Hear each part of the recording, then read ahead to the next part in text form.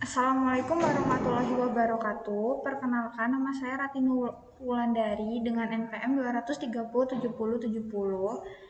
dari kelompok 5 yang beranggotakan Francisca Febiola Damayanti dengan NPM 2207049. Kemudian ada Aska Inayatul Hikmah dengan NPM 2207043 dan ada Hadi Setiawan dengan NPM 2307071. Di sini kelompok kami akan mempresentasikan tentang materi 5, yaitu aplikasi bioremediasi di Indonesia. Dasar peraturan terkait lingkungan dan bioremediasi, bioremediasi di PT Chevron Pacific dengan Indonesia, upaya tindak lanjut. Tujuannya yaitu mahasiswa diharapkan dapat mengetahui, memahami, dan mampu menjelaskan mengenai aplikasi bioremediasi di Indonesia dengan dosen pengampu Oto Prasadi SPI MSI. Materi pertama yaitu dasar peraturan untuk lingkungan dan upaya bioremediasi. Dasar peraturan terkait lingkungan dan bioremediasi di Indonesia, regulasi tentang bioremediasi tentang dalam keputusan Menteri Lingkungan Hidup LH nomor 128 tahun 2003 atau Kepmen LH 128 tahun 2003 tentang tata cara dan persyaratan teknis pengolahan limbah minyak bumi dan tanah terkontaminasi oleh minyak bumi secara biologis. Secara detail, Kepmen ini mengatur tentang 1. Izin yang harus diajukan oleh pemilik limbah. 2. Rancang bangun yang disyaratkan untuk suatu instalasi pengolahan. Untuk pengolahan limbah, ada beberapa persyaratan yang harus dipenuhi oleh suatu instalasi. Dari suatu kegiatan sebelum dibuang ke perairan umum itu harus dalam kondisi yang tidak mengancam biota di lingkungan. Kemudian yang ketiga, persyaratan kondisi limbah sebelum diolah. Sebelum diolah, beberapa limbah itu ada batasannya. Jika melebihi batas, maka pengolahan limbah tersebut membutuhkan biaya dan waktu yang lebih. Yang keempat, monitoring selama proses biodegradasi. Dalam proses pengolahan limbah itu harus terdapat monitoring supaya tidak ada step atau langkah yang terlewat atau kurang optimal dalam mengurangi kesalahan. Yang kelima, ada persyaratan relokasi tanah setelah pengolahan meliputi pemeriksaan, relokasi, dan pemantauan. Pada saat relokasi tanah masih terdapat pemeriksaan lagi, sesuai dengan yang sudah tadi dijelaskan tentang kondisi pada saat sebelum limbah diolah. Sebelum diolah ada ketentuan, sesudah diolah ada ketentuannya juga.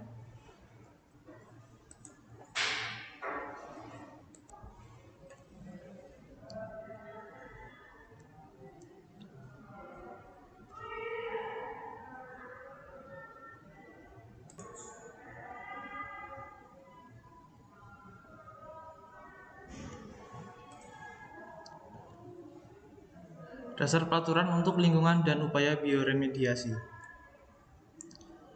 Beberapa regulasi lain yang berkaitan dengan Kepmen LH 128 sampai 128 tahun 2003 adalah Undang-Undang Dasar tahun 1945 yang merupakan dari segala peraturan yang berlaku di negara Indonesia. Undang-Undang Nomor 22 Tahun 2001 tentang minyak dan gas bumi. Undang-Undang Nomor 32 Tahun 2009 tentang perlindungan dan pengelolaan lingkungan hidup.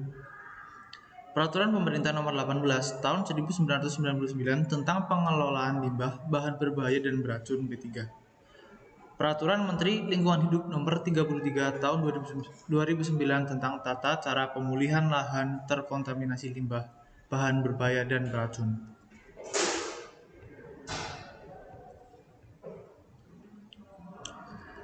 Pemahaman aspek teori tentang konsep bioremediasi berkaitan dengan keputusan Menteri Lingkungan Hidup Nomor 128 Tahun 2003 sebagai berikut. Regulasi bioremediasi merupakan langkah maju untuk mengatasi permasalahan lingkungan tercemar. Bioremediasi adalah cara tepat mengatasi masalah tanpa masalah. Keilmuan bioremediasi dan ilmu lain yang mendukung berkembang sangat cepat. Perubahan detail aplikasi mikroorganisme yang berperan, alat analisis, dan lain-lainnya dimungkinkan untuk terjadi dalam rangka mempercepat laju pemulihan. Teknik bioremediasi tertentu Suatu lokasi tertentu mungkin saja baik, namun belum tentu dilakukan jika diaplikasikan di tempat lain, site spesifik.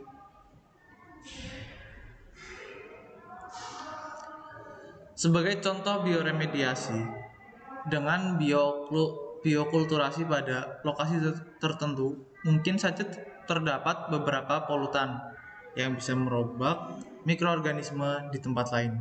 Dan kalaupun ada, apakah mikroorganisme tersebut bisa menjalankan tugasnya sebagai pengurai atau tidak? Itu pertanyaannya.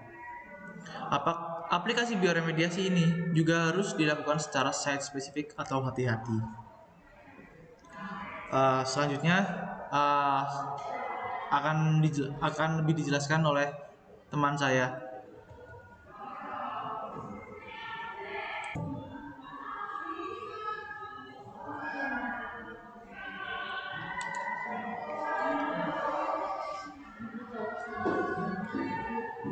Selanjutnya yaitu kasus nyata di PT Chevron Pacific Indonesia.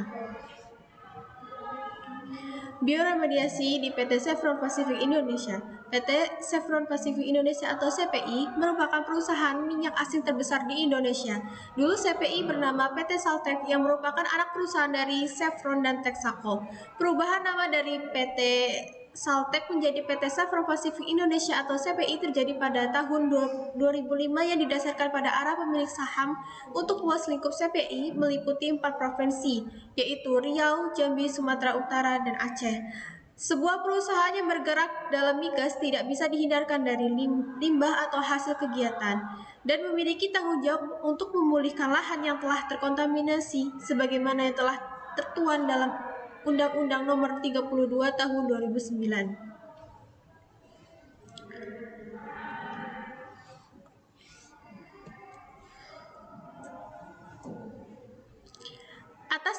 Atas dasar tanggung jawab PT Chevron Pacific Indonesia, maka dilakukan beberapa implementasi suatu kegiatan.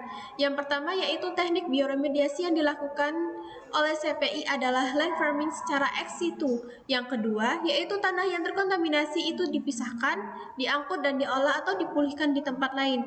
Dan yang ketiga yaitu monitoring proses bioremediasi dilakukan setiap 2 minggu sampai 8 bulan, seperti yang dipersyaratkan dalam Keputusan Menteri Lingkungan Hidup Nomor 128 Tahun 2003. Mereka juga melanjutkan monitoring hasil olahan aman dan tidak berbahaya jika dikembalikan ke lingkungan. Atas dasar tanggung jawab PT Chevron Pacific Indonesia, maka dilakukan beberapa implement suatu kegiatan.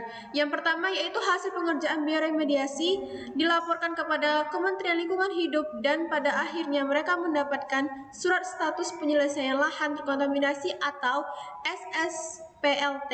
Yang kedua yaitu untuk mengoperasikan proses pemulihan secara bioremediasi ini, CPI mempekerjakan tidak kurang dari 100 tenaga ahli, peneliti, serta teknisi dengan didukung oleh laboratorium terakreditasi.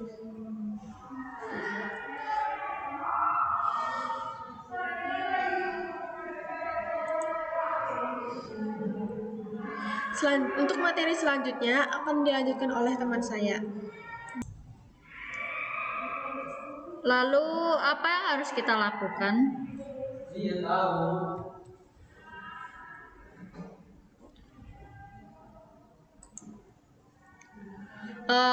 Lalu apa yang harus kita lakukan setelah kita melihat presentasi sebelumnya?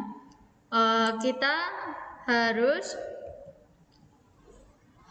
upaya tindak lanjut didasari oleh suatu kenyataan bahwa lingkungan tercemar harus dipulihkan dengan metode yang benar, jauh dari hasil yang menyimpang dan berbiaya murah. Ada peraturan yang berkaitan dengan Kepmen LH 128 tahun 2003 perlu dikaji ulang untuk mempertajam substansi proses pengolahan, metode analisis, dan memperkecil dampak negatif akhir hasil pengolahan.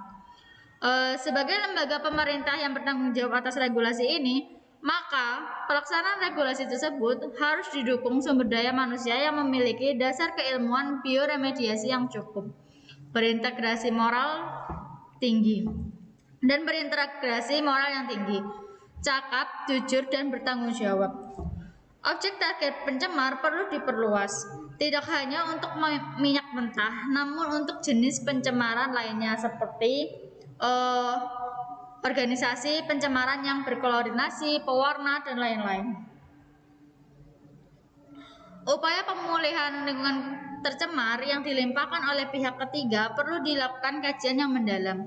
Meskipun bioremediasi terlihat sangat mudah dan sederhana, namun dasar keilmuan bioremediasi sangat multidisiplin, mikrobiologis, ilmu lingkungan, ilmu tanah, kimia analisis, geologi, dan arsitektur. Setiap bidang keilmuan tersebut harus terdistribusi di dalam personalia pihak ketiga. Lebih jauh dari itu, mereka harus memiliki spesifikasi bidang pekerjaan bioremediasi yang telah teruji dan memiliki sertifikat. Sekian presentasi dari kami kelompok 5. Apabila ada kesalahan dari kami, mohon maaf. Terima kasih sudah menonton video kami. Sekian dan terima kasih.